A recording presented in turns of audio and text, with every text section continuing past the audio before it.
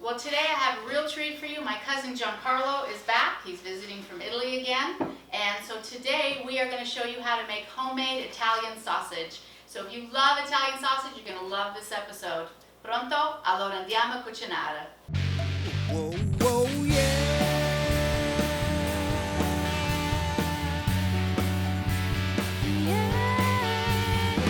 Ciao, my name is Lucia and thank you for tuning in to the GreenOlive cooking channel. This is a channel where I bring meals and memories through wholesome Italian cooking into your kitchen. And don't forget to hit the subscribe button and the notification bell. That's my way of letting you know I have a new recipe for you. Well, today we are making homemade Italian sausage from scratch. We're actually, Giancarlo is cutting up the meat. We bought a pork butt. We've got about 5 pounds of it.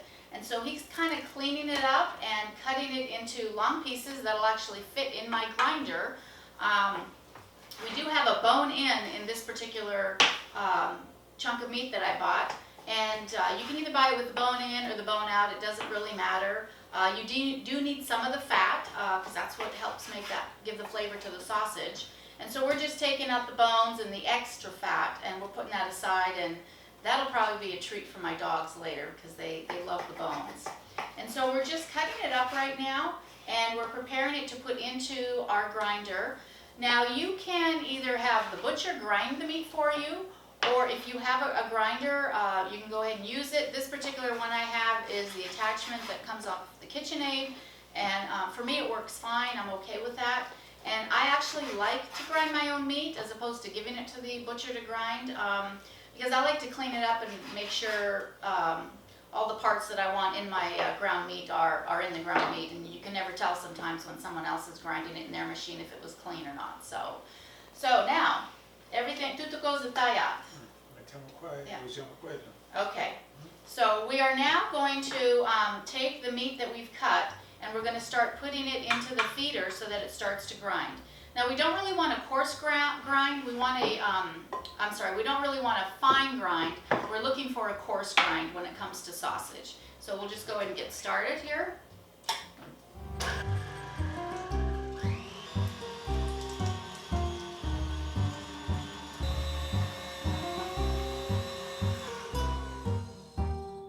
So now right at the end there, what he did was, because there was some more meat left in the channel here, and when you put it through the second time, you can actually kind of see how this is a little bit more of a finer grind than this.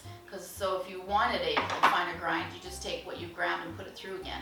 So you can see how there is actually a little bit of a differentiation here with the grind. Okay, now we're going to season our sausage that we've ground. So we're going to add salt to it. We're also going to add some fennel seeds. It's also known as aniseed, and it has a licorice taste to it. It's very traditional in Italian sausage. If you don't like it, you don't have to include it, but that's what makes sausage sausage. This is paprika, and then my dad, who has now joined us, Tony, he grows all these hot peppers and he dries them, and so I just put it in a mortar and pestle and I just kind of ground it up to make pepper flakes. Now my dad wants to share something about the seasoning, because this is his recipe. What would you like to say, Dad? Well, it's a 2% of salt that go into the meat. So you're saying if we have Whatever the weight, 5% of meat, then we do 2% salt. Yeah. Okay. I gotta get my calculator for that one. So off the top of your head? Or 25 grams per kilo of meat. Okay, yes, because you're used to the metric system and I am not. Okay, so we will have to season with salt. But the other measurements, the fennel, we have a teaspoon of fennel, a teaspoon of hot pepper, and then a tablespoon of paprika. And then the salt is 2% of this. 2%. Okay, all right, so let's put that in there. E ci puoi mettere tutto. Yeah. Puoi mettere tutto. Tutto? Yep, Quello che sta. yep. Poi chissà piacimento chi uno le può vedere più russe, meno russe. Peperoncino. So they're basically having a conversation with themselves. Peperoncino è a discrezione chi ne... Of a desire, whatever a person like, Hot. more red, More hot. more hot. Hot? So, That's everybody got different. Yeah. Questo era pesato. Nope, nope, Questo era pesato. nope. Okay, Pesare sale. All right. So we have to weigh our salt. Let's do that. All right, so we finally got the math figured out, and it was 32 grams, and of course we had to convert it to metric. 32 grams of salt for the meat that we use, which actually ends up being about 3 ounces of salt for those of us who are non-metric. Troppo saporito. Oh. All right, so now we're just going to mix it all up. And you know, one of the things about the seasoning, if you're not sure, you can add the seasoning, take a little bit of meat and cook it in a saute pan and taste And that and sample see, it. yeah, and sample it. And if it needs more, then you can add more. And you know, you can, like I said, you can add whatever it is that you like. Is this pretty much standard for you, Dad? You just always That's- add paprika and fennel? Yeah, that's standard. You don't usually add anything else? Just No, I sample it before I put it in a casing. okay. Yeah, and then that's what my dad also does too. Is he actually buys casing and he actually will case the meat. So it's like in a tube shape that you're familiar with buying in the store. I personally don't care for that, but that's how he likes to do it. You can make a rolled up the sausage with it because they hold themselves. And or you put it in casing and Yeah. And the other, you dry them, or you can freeze them and use it fresh on a barbecue. yeah.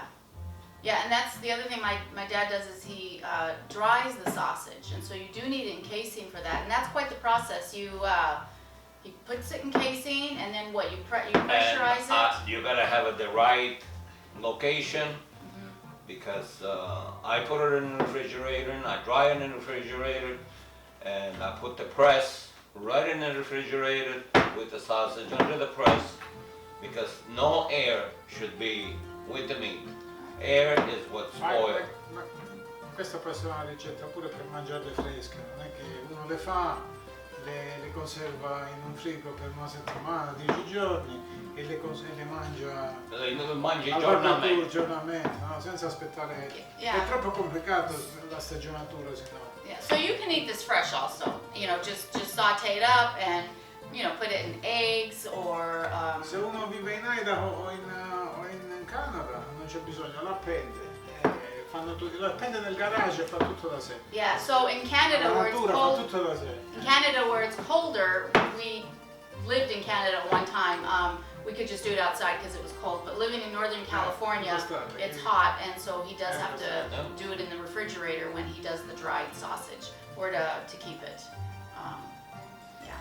Solitamente, Perfetto. se uno va a per le stagionali, solitamente la lascia riposare la sera. Yes. Viennese Overnight. caccia l'acqua un poco e poi. Yeah. Okay, so when I make a sausage, because I don't use casing, I just get a little piece of meat and I roll it up like this, and I put it in some cellophane. And this is actually something my mom taught me how to do because she does it this way. And roll it up and then just twist it like this. And now it keeps the form of the sausage, and so I can either freeze it or refrigerate it. And it's nice to just go ahead and make it this way.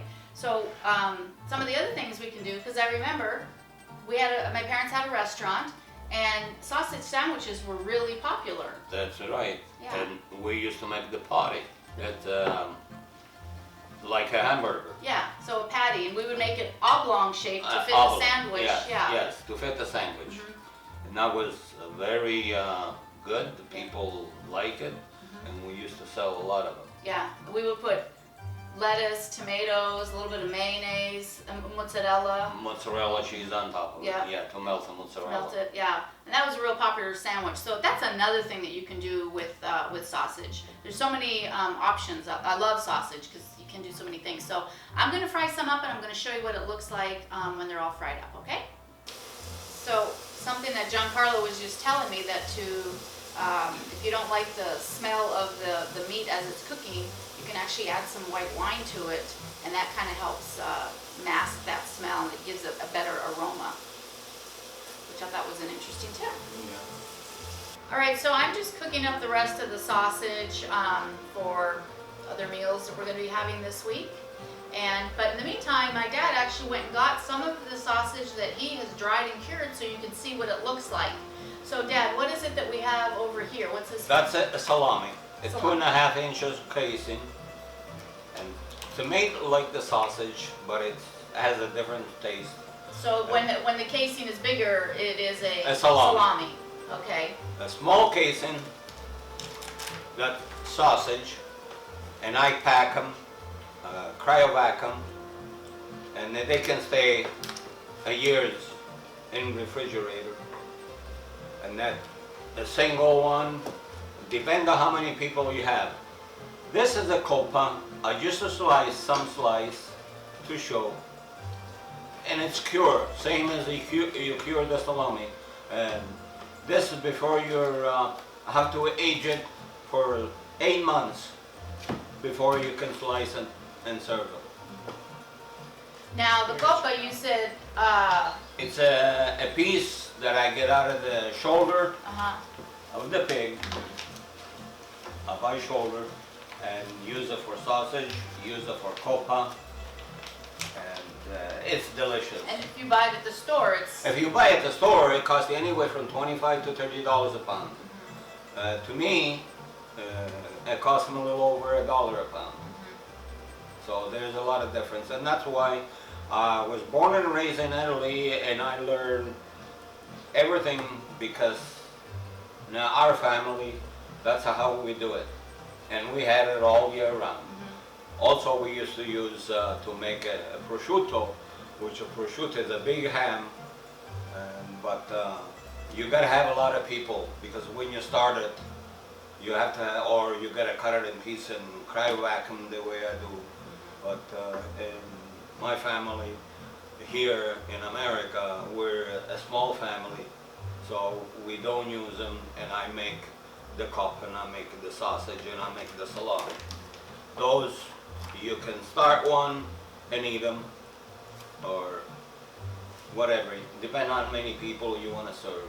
I remember, but in Italy they all get together and make it, because I remember that time we went, it was Christmas, I was Yes. what, 5 or 6 years 5, old? 6 years I old. think that was the first time I ever saw And that's a when they pig make being it. slaughtered, and that was pretty traumatic for me. That's the only time of the year that you can make it. We were living in the South Italy, but in the hills, 3,000 feet elevation to 4,000 feet. And that's a perfect place to cure salamis and hams and prosciutto. What it's everybody using it and everybody buying it. Even the one that they don't make it, they go to the market and that's what they buy. And it's very expensive. But I was born and raised on the farm, and I'm still on the farm here in Central California because we're Sacramento, and it's very hot. So I have to use my experience and my knowledge that that's why I use the refrigerator to dehydrate them, to make them cure, and even a press. It's in the refrigerator because you gotta press them that you get all the air out of the sausage and all the moist, and that's what makes special because it's slow curing, old-fashioned way. And every day you go in and you dry them off And and make sure every there's no day mold. I wipe Yep. it if there's a little bit of mold or something, but a little bit of mold is okay, but that show the sign that it curing and it turned into a sausage. Instead of a fresh sausage, it's cured sausage. Yep. And as you see them here, that's perfect. If you make them like this, you're gonna be a happy, happy person. Yeah. Because they're delicious, Very and tasty. you can eat them. Munch. It's very delicious. Yep, very delicious. And, Yeah. you'll be happy. Patience, time, and happy. Yeah. Yep. Yep. Patience go a long way to be happy. So I hope you've enjoyed hearing a little bit more about my family and some of the things that we do that were traditional from Italy that we still bring back to America and we still incorporate. If you like this video and want to know another recipe and how you can incorporate sausage, go ahead and click on this recipe and I will meet you over there. Ciao, ci vediamo dopo. Ciao.